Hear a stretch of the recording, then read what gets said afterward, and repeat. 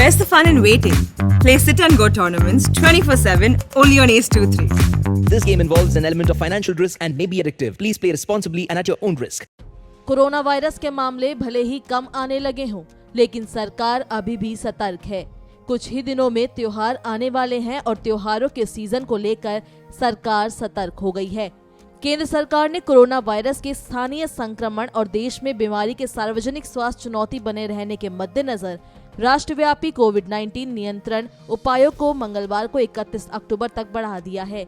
केंद्रीय गृह सचिव अजय भल्ला ने आने वाले त्योहारों के मद्देनजर सभी राज्यों और केंद्र शासित प्रदेशों के मुख्य सचिवों को चिट्ठी लिखकर चेताया है कि त्योहारों के मौसम में कोविड उपयुक्त व्यवहार का कड़ाई से पालन किया जाए। अगर कोविड उपयुक्त व्यवहार का कड़ाई से पालन नहीं किया गया तो संक्रमण के मामलों में फिर से बढ़ोतरी हो सकती है।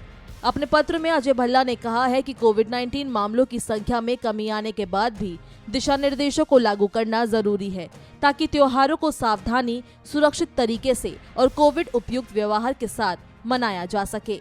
पत्र में आगे कहा गया है कि रोजाना मामलों में कमी आ रही है और मरीजों की कुल संख्या देश में तेजी से कम हो रही है, लेकिन कई राज्य ऐसे हैं जहां अभी भी कोरोना के मामले कम होने का नाम नहीं ले रहे, जिससे देश में कोरोना सार्वजनिक स्वास्थ्य चुनौती बन गई है। साथ ही कहा गया है कि मेलों, त्योहारों और धार्मिक कार्यक्रमों में बड़े पैमाने पर लोगों के जमा होने से देश में कोविड-19 के मामले बढ़ सकते हैं।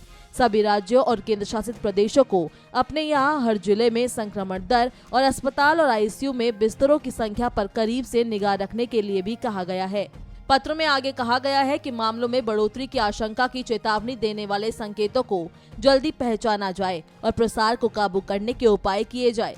गृह सचिव ने कहा, टेस्ट, ट्रैक, ट्रीट, वैक्सीनेट, जांच, पता लगाना, इलाज करना, टीकाकरण और कोविड उपयुक्त व्यवहार की 5 सूत्री रणनीति पर ध्यान दिया जाना चाहिए ताकि त्योहारी मौसम सुरक्षित तरीके से गुजर जाए और मामलों में बढ़ोतरी भी ना हो। वहीं देश में सबसे ज्यादा मामले केरल राज्य से आ रहे थे, लेकिन यहां बीते कुछ दिनों से मामलों में कमी देखी जा रही है, जो एक राहत देने वाली खबर है। पिछले 24 घंटे में केरल में 11,196 नए मामले सामने आए और 18,849 लोगों ने कोरोना वायरस को मात दी। बता दें कि 149 लोगों ने कोरोना के कारण अपनी जान भी गंवा दी। वहीं देश भर में आज कोरोना वायरस के 18,870 नए केस दर्ज हुए हैं। इस दौरान 378 मरीजों की मौत हो गई। वहीं एक्टिव केस की बात करें तो इलाज करा रहे मरीजों की संख्या कम होकर 2,82,520 हो गई है। एक्टिव केस कुल मामलों का 0.84% है। केंद्रीय स्वास्थ्य मंत्रालय की ओर से जारी किए गए आंकड़ों के अनुसार पिछले 24 घंटे में 28,178 लोगों ने कोरोना वायरस को मात दी है। मरीजों के ठीक होने की दर 97.83% है।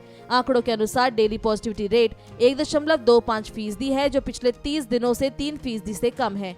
वहीं वीकली पॉजिटिविटी रेट 1.82% है, जो पिछले 96 दिनों से 3% से कम बनी हुई है। केंद्र सरकार अक्टूबर मध्य से पहले वैक्सीन की 100 करोड़ डोज देकर नया कीर्तिमान रचने की तैयारी कर रहा है। उम्मीद की जा रही है कि ये टारगेट 5 से 10 अक्टूबर के बीच पूरा हो जाएगा। सरकार इस उपलब्धि का जश्न मनाने की भी योजना बना रही है। 17 सितंबर को 2 करोड़ से ज्यादा वैक्सीन की डोज देकर भारत ने नया रिकॉर्ड बनाया था।